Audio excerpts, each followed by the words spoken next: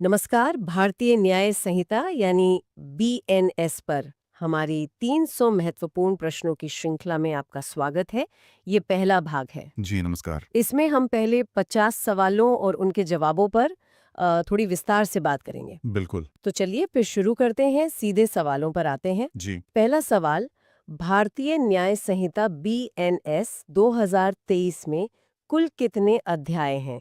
Options हैं 18, 20, 23 या 25। सही उत्तर है 20। 20। जी। आपको याद होगा, पहले जो भारतीय दंड संहिता यानी आईपीसी थी, उसमें 23 अध्याय थे। अब बीएनएस में इन्हें घटाकर 20 कर दिया गया है। अच्छा, कम कर दिए गए हैं, ठीक है। दूसरा प्रश्न, बीएनएस में कुल कितनी धाराएं हैं? 320, 358, 480 या 511? इसका सही जवाब है 358। 358। हाँ, आईपीसी में जैसा कि आप जानते हैं 511 धाराएं थीं। बीएनएस में अब ये संख्या घटाकर 358 कर दी गई है। काफी कम हो गई हैं। अगला सवाल, आईपीसी की जगह कौन सा नया कानून लागू हुआ है? भारतीय न्याय संहिता 2023, भारतीय नागरिक संरक्षा संहिता 2023, भारतीय साक्ष्य अधिनियम 2023 या भारतीय संविधान? सही उत्तर है भारतीय न्याय संहिता 2023। जी और एक दिलचस्प बात यह है कि कानून के नाम से कोड शब्द हटाकर संहिता शब्द जोड़ा गया है। हाँ, ये बदलाव ध्यान देने वाला है। प्रश्न 4, महिलाओं और बच्चों से जुड़े अपराध बीएनएस में किस अध्याय में रखे गए हैं? अध्याय 4, अध्याय 5, अध्याय 6 या अध्याय 8? ये रखे गए हैं अध्याय 5 में। अध्याय 5। जी। महिलाओं और बच्चों की सुरक्षा से संबंधित जितनी भी धाराएं हैं, उनको एक जगह मतलब इसी अध्याय में रखा गया है, ताकि प्राथमिकता स्पष्ट रहे। अच्छा, ये अच्छी बात है। प्रश्न 5, मानव शरीर के विरुद्ध अपराध किस अध्याय में है? अध्याय 4, अध्याय 5, अध्याय 6 या अध्याय 7? ये है अध्याय 6 में। अध्याय 6। जी। जैसे हत्या, चोट पहुंचाना, हिंसा, ये सारे अपराध अब अध्याय 6 के तहत आते हैं। ठीक है। अगला सवाल, प्रश्न 6, प्रयास, दुष्प्रेरण और षड्यंत्र, इनको किस अध्याय में रखा गया है? अध्याय 3, अध्याय 4, अध्याय 5 या अध्याय 6? इन तीनों को रखा गया है अध्याय 4 में। अध्याय 4 में। हाँ। आईपीसी में ये तीनों अलग अलग अध्यायों में थे, बीएनएस में इनको एक साथ एक ही अध्याय में कर दिया गया है। अच्छा, समेकित कर दिया। अब आते हैं प्रश्न 7 पर। स्नचिंग यानी झपटमारी, इसको बीएनएस के किस धारा में जोड़ा गया है? धारा 69, धारा 111, धारा 226 या धारा 304? इसे जोड़ा गया है धारा 304 में। 304, ये तो नया अपराध है शायद। बिल्कुल। स्नैचिंग या झपटमारी ये एक नया अपराध है जिसे बीएनएस में खास तौर पर परिभाषित किया गया है। आईपीसी में इसका अलग से उल्लेख नहीं था। समझ गई। प्रश्न 8, विदेश में अपराध के लिए उकसाने को किस धारा में अपराध घोषित किया गया है? धारा 47, धारा 48, धारा 49 या धारा 50? यह है धारा 48। धारा 48। जी। ये प्रावधान इसलिए महत्वपूर्ण है क्योंकि ये भारत के बाहर किए गए अपराधों के लिए अगर भारत में कोई उकसाता है या षड्यंत्र रचता है तो उस पर भी दंड की अनुमति देता है। अच्छा, ये भी महत्वपूर्ण है। प्रश्न 9, संगठित अपराध यानी ऑर्गेनाइज्ड क्राइम की धारा कौन सी है? 111, 113, 117 या 226? यह है धारा 111। 111। जी। राइट। ये धारा खास तौर पर माफिया, संगठित गिरोहों, सिंडिकेट, इनके द्वारा किए जाने वाले अपराधों से निपटने के लिए बनाई गई है। ठीक है। प्रश्न 10, आतंकवादी कृत्य यानी टेररिस्ट एक्ट किस धारा में परिभाषित है? 111, 112, 113 या 114? आतंकवादी कृत्य परिभाषित हैं धारा 113 में। 113। जी। ये धारा आप कह सकते हैं यूएपीए यानी गैर कानूनी गतिविधियां रोकथाम अधिनियम की तर्ज पर है और आतंकवाद को बहुत स्पष्ट रूप से परिभाषित करती है। समझ गए। प्रश्न 11, शादी का झूठा वादा कर यौन संबंध बनाना, ये अपराध किस धारा में है? 69, 70, 113 या 226? ये अपराध है धारा 69 में। धारा 69। जी। ये भी एक नया प्रावधान है। इसका उद्देश्य है महिलाओं की सहमति का जो दुरुपयोग होता है उसे रोकना और धोखे से बनाए गए यौन संबंधों को अपराध मानना। ये काफी चर्चा में भी था। प्रश्न 12, लोक सेवक को आत्महत्या के लिए उकसाना, ये किस धारा में अपराध है? 111, 226, 304 या 117? ये है धारा 226। 226? जी। ये भी एक नया प्रावधान है। इसका मकसद है लोक सेवकों को उनके कर्तव्य निर्वहन के दौरान जो दबाव या उत्पीड़न झेलना पड़ता है उससे बचाना। अच्छा, प्रश्न 13। मॉब लिंचिंग को पहली बार कानून में कहाँ परिभाषित किया गया है? आईपीसी में, बीएनएस में, बीएनएसएस में या बीएसए में? इसे पहली बार परिभाषित किया गया है बीएनएस में। बीएनएस में। जी, भीड़ द्वारा की गई हत्या या गंभीर चोट, इसे बीएनएस में पहली बार एक अलग और गंभीर अपराध के तौर पर शामिल किया गया है। ठीक है। प्रश्न 14।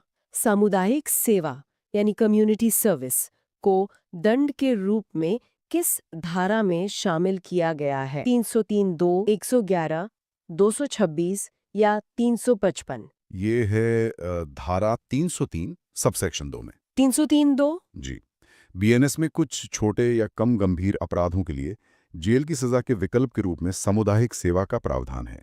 ये एक तरह से सुधारवादी न्याय की दिशा में कदम है। हाँ, ये एक नया पहलू है। प्रश्न 15। बीएनएस में कुल कितनी नई धाराएं जोड़ी गई हैं? 8, 10, 12 या 20? कुल 10 नई धाराएं जोड़ी गई हैं। 10? जी, 10 पूरी तरह से नई धाराएं हैं और इसके अलावा 8 मौजूदा धाराओं में भी महत्वपूर्ण बदलाव किए गए हैं। ठीक है। तो फिर अगला सवाल, प्रश्न 16। आईपीसी की कितनी धाराएं हटाई गईं? 10, 15, 20 या 25? हटाई गई हैं 20 धाराएं। 20? जी, लगभग 20 ऐसी धाराएं जो या तो समय के साथ अप्रासंगिक हो गई थीं या दूसरे कानूनों में शामिल हो चुकी थीं, उन्हें आईपीसी से हटा दिया गया है। अच्छा। प्रश्न 17। देशद्रोह की धारा आईपीसी में कौन सी थी जिसे हटाया गया है? 302, 124A, 420 या 497? वो धारा थी 124A। 124A सेडिशन वाली। जी हाँ, आईपीसी की धारा 124A यानी देशद्रोह, उसे समाप्त कर दिया गया है। अब उसकी जगह बीएनएस में भारत की संप्रभुता, एकता और अखंडता को खतरे में डालने वाले कृत्य नाम से एक नया अपराध शामिल किया गया है। ये बहुत बड़ा बदलाव है। प्रश्न 18। लैंगिक तटस्थ अपराध यानी जेंडर न्यूट्रल ऑफेंसेस किन धाराओं में लागू हैं? 76, 77, 141 या 111, 113, 117 या 202, 303, 355 या फिर 69, 70, 226? इसका सही जवाब है पहला ऑप्शन, 76, 77 और 141। 76, 77, 141। जी, ये धाराएं यौन उत्पीड़न और उससे जुड़े अपराधों को लैंगिक रूप से तटस्थ बनाती हैं। मतलब अपराधी या पीड़ित पुरुष, महिला या ट्रांसजेंडर कोई भी हो सकता है। अच्छा, ये भी महत्वपूर्ण है। प्रश्न 19। बालक या बालिका के आयात का अपराध किस धारा में है? 69, 77, 141 या 226? यह है धारा 141 में। 141। जी, ये धारा मानव तस्करी, खासकर बच्चों की तस्करी से संबंधित है और उनके आयात मतलब उन्हें लाने को एक गंभीर अपराध मानती है। ठीक है। प्रश्न 20। सामूहिक बलात्कार की न्यूनतम सजा क्या है? 10 वर्ष, 14 वर्ष, 20 वर्ष या आजीवन? न्यूनतम सजा है 20 वर्ष।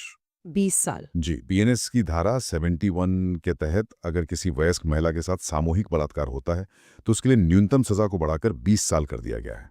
काफी सख्त। और प्रश्न 21। अगर नाबालिग के साथ सामूहिक बलात्कार होता है तो क्या सजा है? मृत्यु या आजीवन, 20 वर्ष, 14 वर्ष या 10 वर्ष? इसमें सजा है मृत्यु या आजीवन कारावास। मृत्यु दंड या आजीवन कारावास। जी, बीएनएस की धारा 70(2) कहती है कि अगर पीड़िता नाबालिग है तो दोषियों को आजीवन कारावास, जिसका मतलब है शेष जीवन तक जेल या फिर मृत्यु दंड दिया जा सकता है। बहुत कठोर प्रावधान। प्रश्न 22। बच्चा की परिभाषा बीएनएस में कहाँ दी गई है? धारा 2(3) में, 2(10) में, 2(15) में या 2(21) में? ये दी गई है धारा 2 सबसेक्शन 3 में। 2(3). जी, बीएनएस के उद्देश्यों के लिए 18 साल से कम उम्र के किसी भी व्यक्ति को बच्चा माना जाएगा। ठीक है।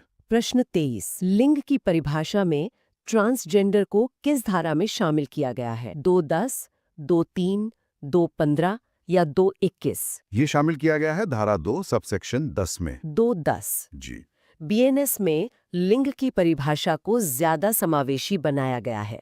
इसमें स्पष्ट रूप से पुरुष, महिला और ट्रांसजेंडर व्यक्ति शामिल हैं। बहुत अच्छा। प्रश्न 24। रात को बीएनएस में कैसे परिभाषित किया गया है? सूर्यास्त से पहले, सूर्यास्त के बाद और सूर्योदय से पहले, आधी रात या केवल अंधकार काल? परिभाषा है सूर्यास्त के बाद और सूर्योदय से पहले। सूर्यास्त के बाद और सूर्योदय से पहले। जी। अपराध का समय तय करने में स्पष्टता लाने के लिए बीएनएस में रात को परिभाषित किया गया है। ठीक है। प्रश्न 25। चल संपत्ति में क्या शामिल है? केवल मूर्त वस्तु, केवल अमूर्त वस्तु, मूर्त व अमूर्त दोनों, या इनमें से कोई नहीं? इसमें मूर्त और अमूर्त दोनों शामिल हैं। दोनों शामिल हैं। जी। बीएनएस की धारा 221 के अनुसार चल संपत्ति में हर तरह की संपत्ति आती है, सिवाय जमीन और स्थायी रूप से जमीन से जुड़ी चीजों के। इसमें मूर्त जैसे पैसा, गहने और अमूर्त जैसे कॉपीराइट, ट्रेडमार्क दोनों शामिल हो सकते हैं। स्पष्ट है।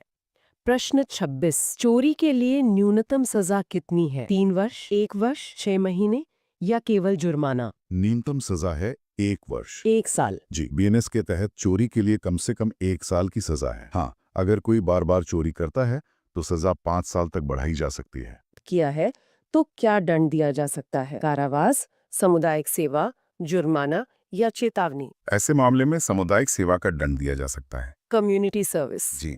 बीएनएस की धारा 303(2) छोटे मोटे अपराधों के लिए, खासकर पहली बार अपराध करने वालों के लिए सुधारात्मक उपाय के तौर पर सामुदायिक सेवा का प्रावधान करती है, जैसे 5,000 रुपए से कम की चोरी। ये सुधार पर जोर देता है। प्रश्न 28। आईपीसी में देशद्रोह की जगह अब बीएनएस में कौन सा नया अपराध जोड़ा गया है?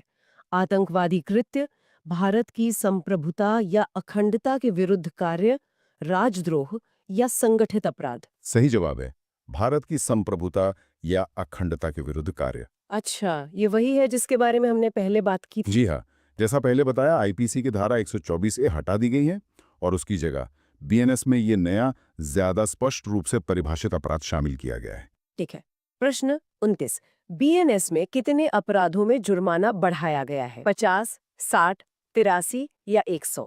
कुल 83 अपराधों में जुर्माना बढ़ाया गया है। 83? जी। 83 काफी ज्यादा है।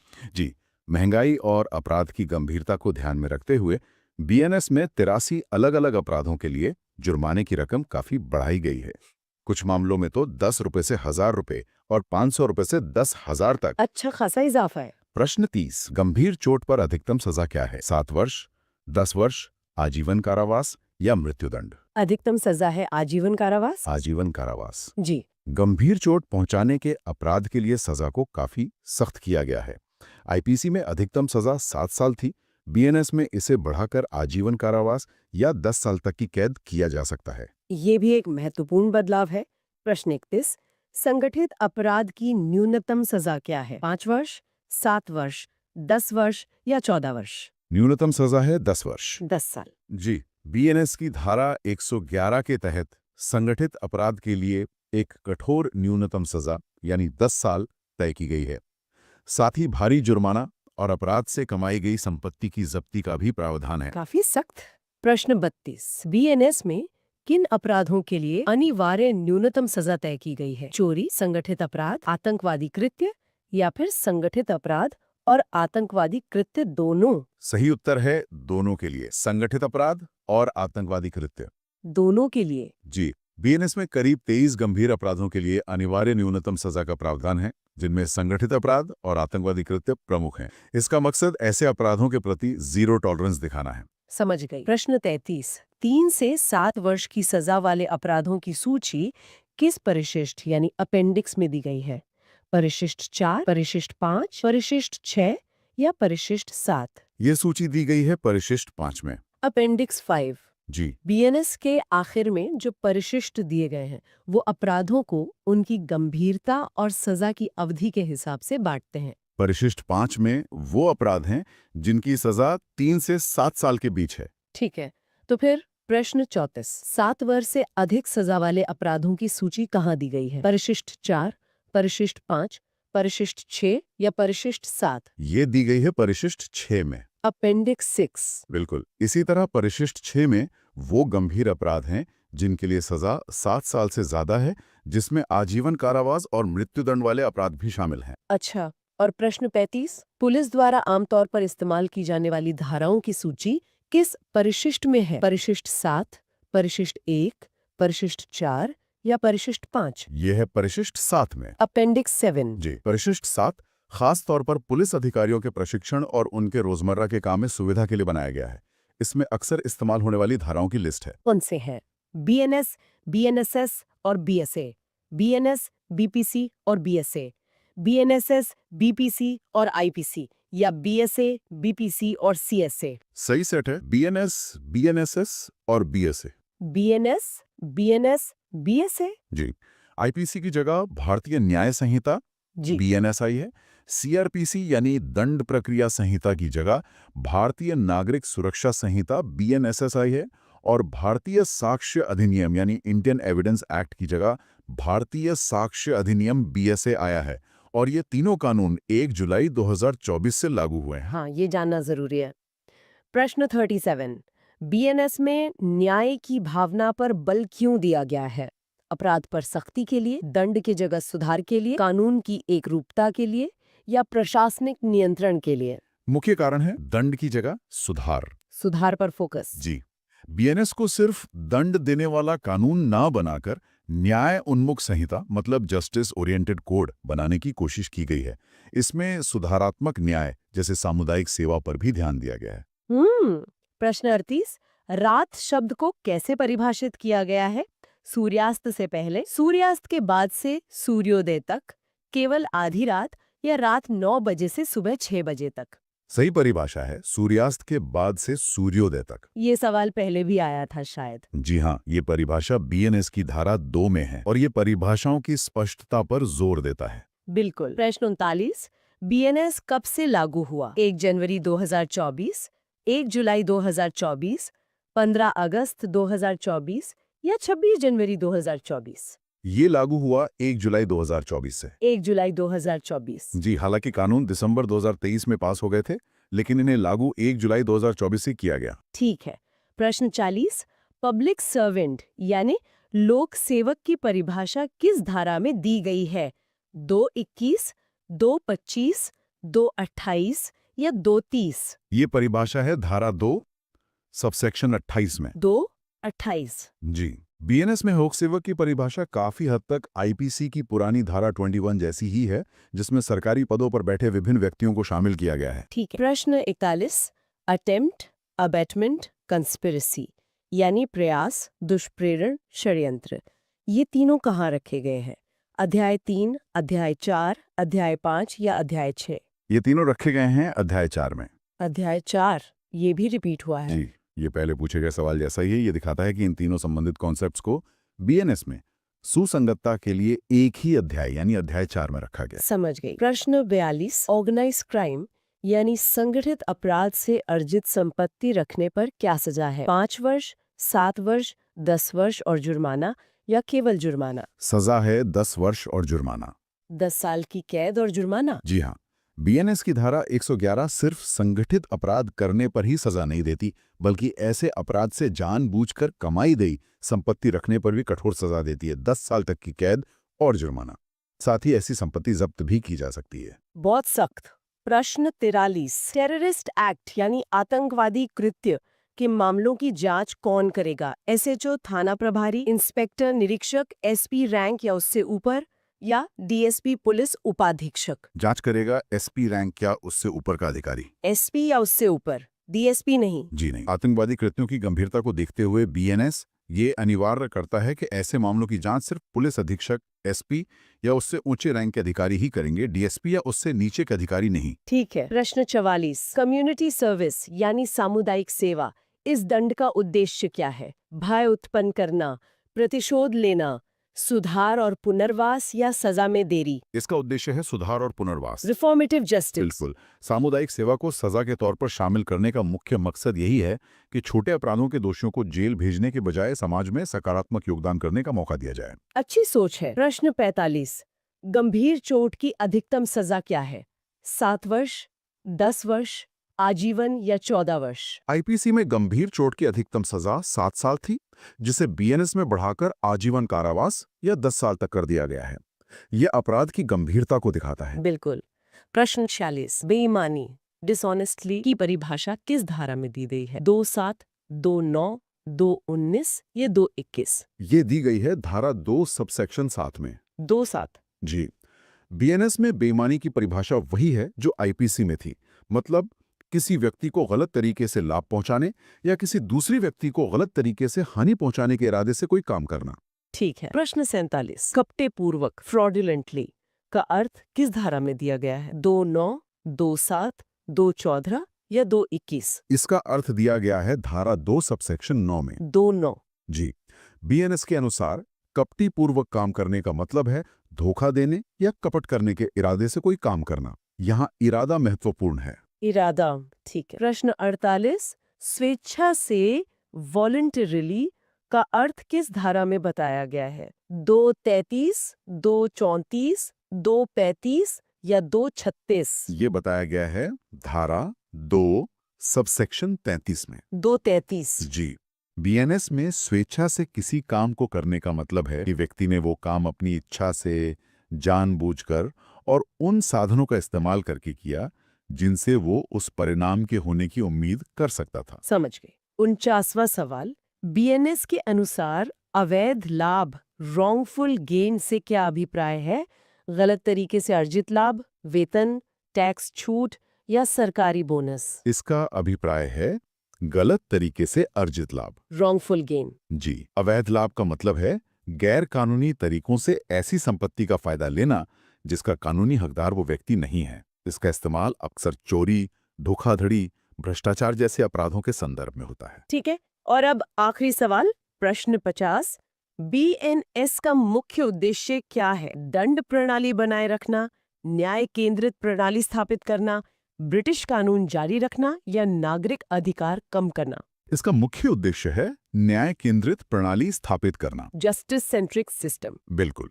बीएनएस का घोषित उद्देश्य सिर्फ दंड देना नहीं बल्कि न्याय देना है। ये पीड़ितों को केंद्र में रखने, अपराध की रोकथाम और सुधारात्मक उपायों पर जोर देता है।